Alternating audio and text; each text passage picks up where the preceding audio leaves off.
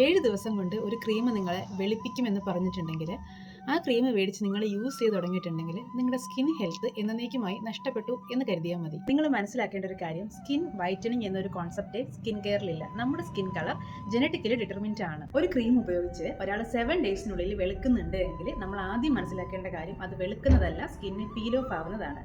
Second one, അതിൽ definitely കുറച്ച് secret ingredients ഉണ്ടാവും.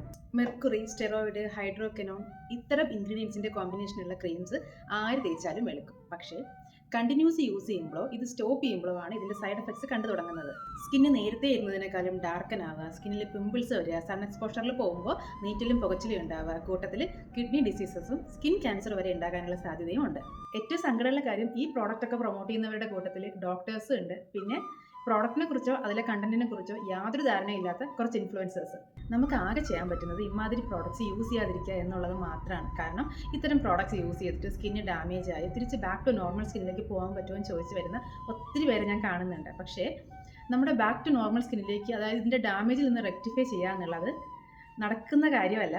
നമുക്ക് തിരിച്ച് നമ്മുടെ ബാക്ക് ടു നോർമൽ സ്കിന്നിലേക്ക് പോകാനേ പറ്റത്തില്ല. സോ വൈറ്റനിങ് എന്നൊരു കോൺസെപ്റ്റ് കളഞ്ഞിട്ട് നമ്മുടെ സ്കിൻ ഹെൽത്തി ആയിട്ട് സൂക്ഷിക്കുക, നമ്മുടെ സ്കിൻ കളറിൽ കോൺഫിഡൻ്റ് ആയിട്ടിരിക്കുക.